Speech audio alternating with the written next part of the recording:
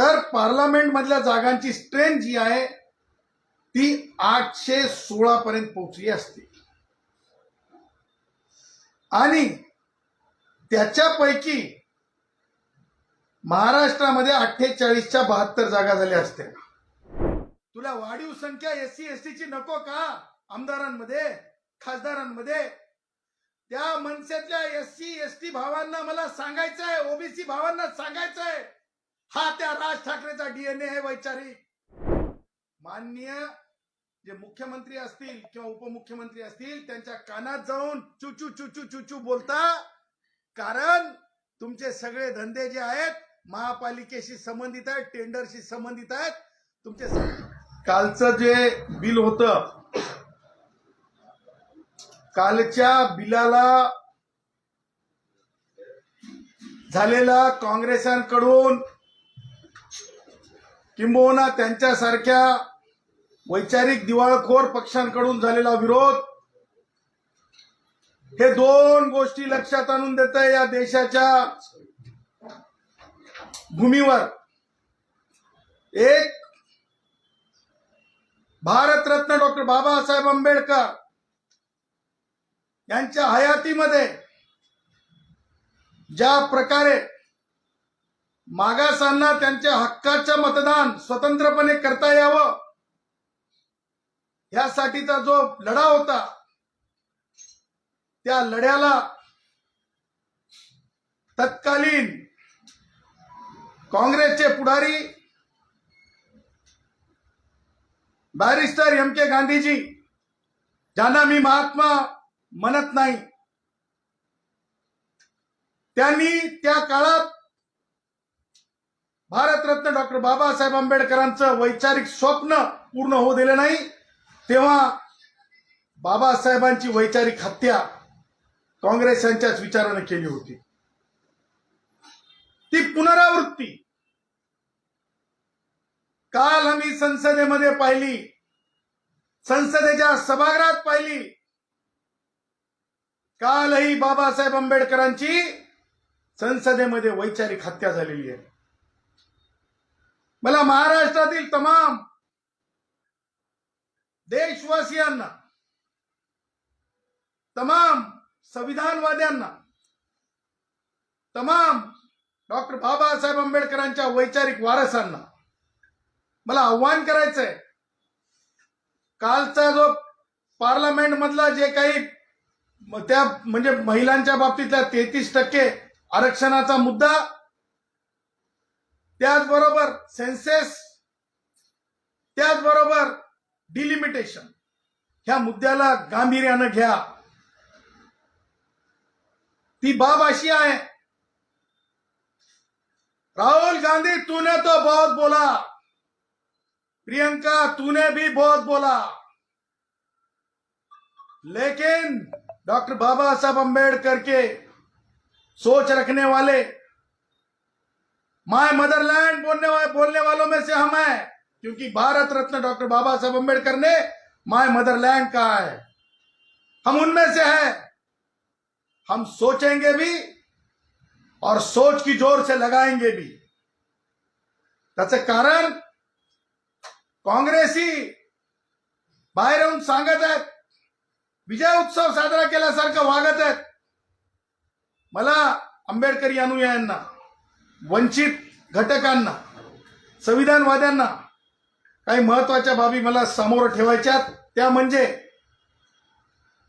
मला सांगायचंय की आर्टिकल 42 नुसार,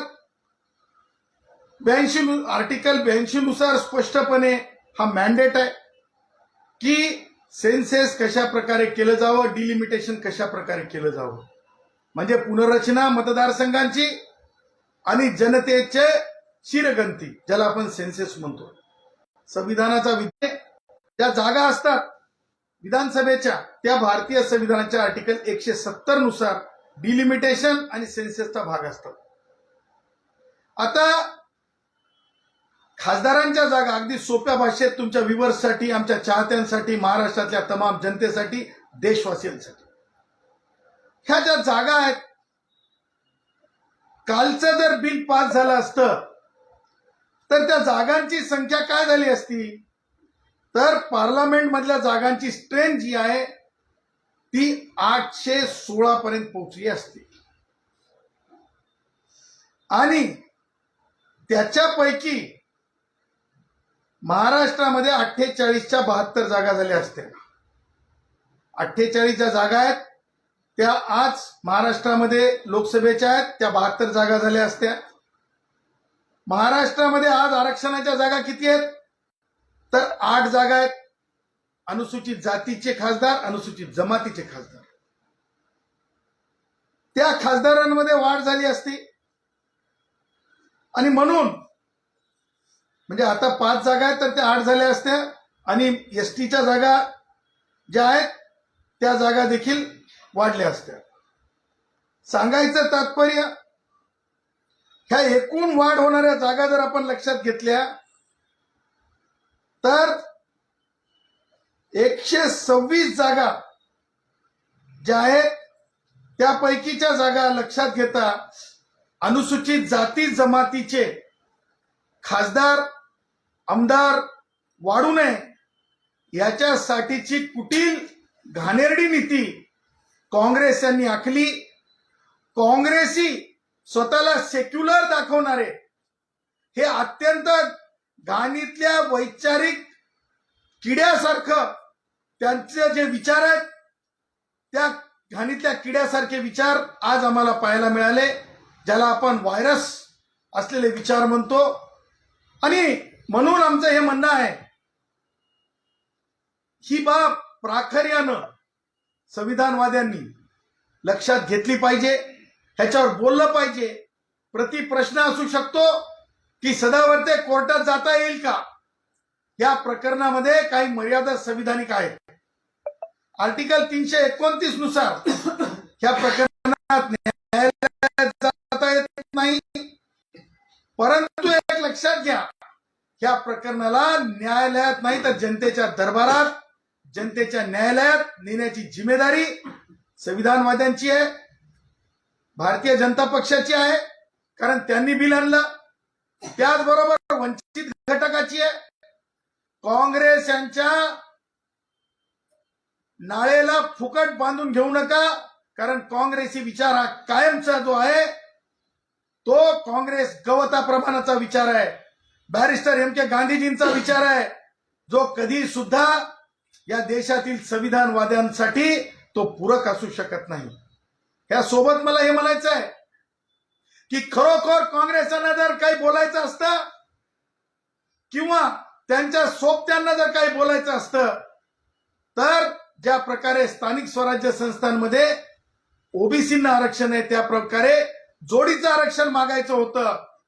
परंतु वाढणाऱ्या जागा अनुसूचित जातीचे खासदार वाढणार होते, अनुसूचित जमातीचे खासदार वाढणार होते. 33% महिला हक्काने येणार होत्या. त्यांना थांबून, त्यांना बॅरिकेडिंग करून, अरे दळभद्र्यांनो, अरे संविधानाची लाच घालणाऱ्यांनो, हे तुम्ही करून या देशामध्ये पुन्हा एकदा इतिहासात नोंदवलं की तुम्ही किती संविधान विरोधी आहात. काँग्रेसांनी हे लक्षात ठेवलं पाहिजे. आणि म्हणून मला म्हणजे त्यांना छुटपूट किती कळतंय संविधान मला माहित नाही, पण डायलॉग बाजी करणाऱ्या राज ठाकरेला मला सांगायचंय, राज ठाकरे एक ट्विट केलं त्यानं डिलिमिटेशनच्या बाबतीमध्ये. अरे राज ठाकरे, काँग्रेसांच्या जसं बुडाला आग लागली तशी तुझ्या बुडाला का आग लागली बाबा? कारण तुला वाढीव संख्या एससी एसटीची नको का आमदारांमध्ये खासदारांमध्ये?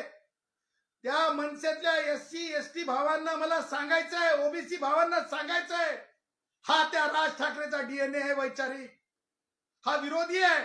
ओबीसीचा विरोध वाढू नये का जागा? एससी एसटीचे खासदार आमदार जास्त होऊ नयेत का?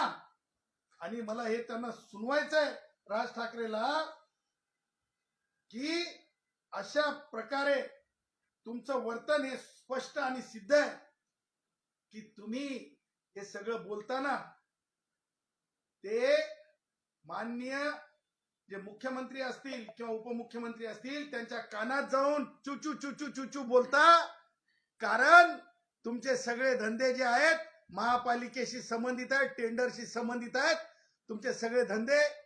परंतु लक्षात ठेवा, संविधानाला तुम्ही राज ठाकरे चुकीचं किंवा संविधानिक हक्कांना तुम्ही चुकीचं दर्शवून तुमचे कोणतेच मनसुबे राज ठाकरे आम्ही पूर्ण होऊ देणार नाहीत.